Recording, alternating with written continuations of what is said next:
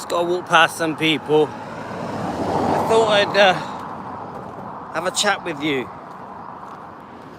Let me just get past these people. It's a beautifully hot, sunny day.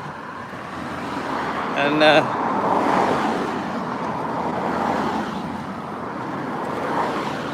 it's a lovely, hot, sunny day.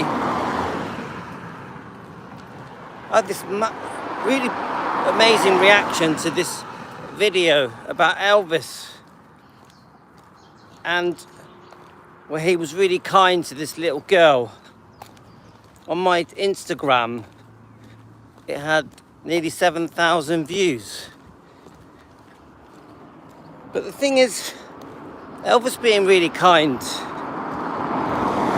let me just get past these people. Elvis being really kind was just the norm, wasn't it? He was constantly giving, generous. I don't think he could even speak to anyone without thinking to himself, how can I help this person? I really believe that. I think he didn't just do it to make himself feel good, which was a massive thing. He did it because he couldn't stop himself. I really believe that. And I wish someone would write a book and list all the times that Elvis was generous. What a great book that would be. Each story being told with details of who they were, what he did for them, what he bought them, how he helped them, whether it was hospital fees or medical expenses or a nicer home or a nicer car or just general acts of generosity that Elvis did. He's too known for the wrong things. I really believe that. If you speak to a stranger about Elvis, most of the time the things they say are not very nice. And that's because they don't understand the depth of kindness that this man went to with no effort. I really wish the world knew just how great Elvis was. Not just Elvis fans, because obviously we know. I don't think even the movies that came out, you know, the big one with Baz Luhrmann, I don't really think they even spoke about the charities Elvis gave to and the good that he did. I don't think it was even mentioned, but I would say the biggest thing about Elvis wasn't his music and his good looks. It was that he spent his whole life caring for others. Not just family and friends and employees, but complete strangers. He would look on the newspapers trying to find people to help. Of all ages, of all nationalities. He couldn't stop. You know, people say that he had an addiction. And yeah, he did. And he had an addiction to giving and caring and helping and being kind. That was Elvis's addiction. Not food, not drugs. And I've said this before, how many people,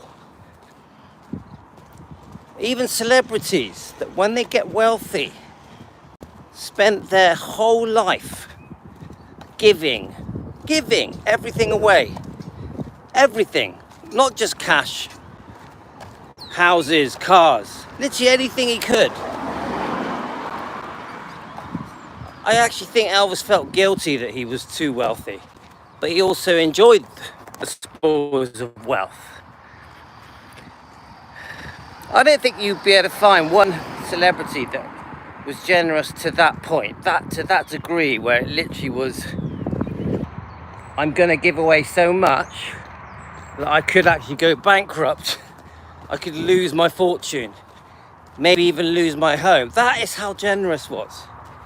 He put it all on the line. I'm going to give away everything. And then when people tell me off, like Vernon did, the Memphis Mafia did, when he was told off that he was too generous because money was running out, he would just say, don't worry about it, I'll do another tour. I'll make some more money. That was his answer. Come on. Do you think other celebrities would do that? Oh, don't worry, I'll make another movie. I don't think so. I challenge you to find one other celebrity that is generous the way that Elvis was. Don't forget, Elvis started to taste fame in 55, I think, a little bit. And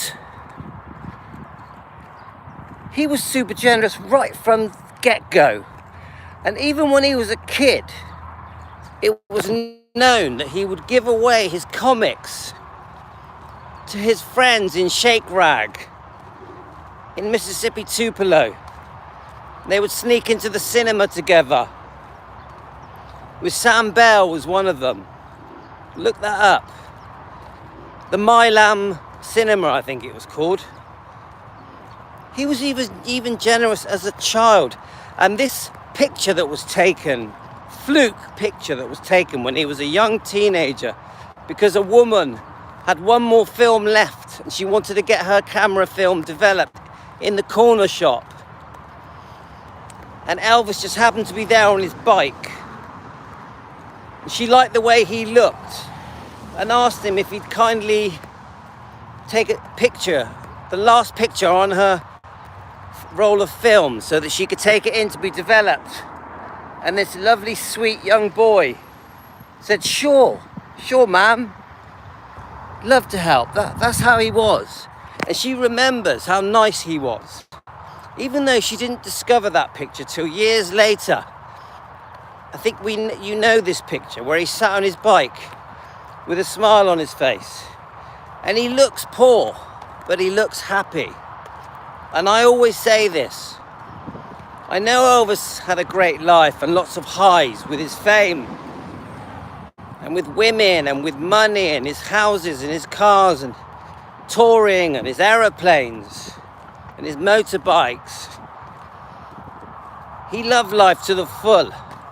I still say this. Elvis was happiest when he had nothing. I really believe that. Elvis was happiest when he was becoming well known, where he just wanted people to see that he had this beautiful voice and that he could sing. And he wanted to prove himself.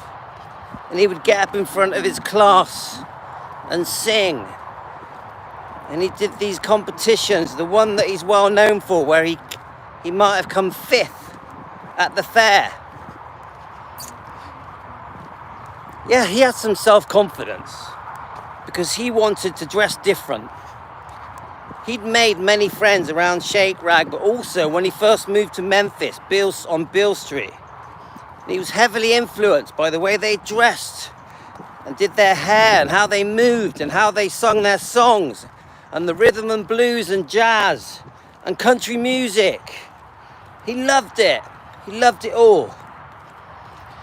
That's the Elvis that I'm really interested in. This young up-and-coming man. The world discovered him completely out of the blue through fluke circumstances that led him. This lovely man from humble beginnings, this Christian, God-fearing, church-going man who worshipped his family. That's Elvis Presley. This man that couldn't stop helping others. What do you think, guys? And I know I might come across like he's some kind of hero and I'm worshipping him. But it's not that. It's that whilst I've had this channel, Elvis Daily Planet, I can't believe that the deeper I dig into Elvis's life, even going right back to when he was a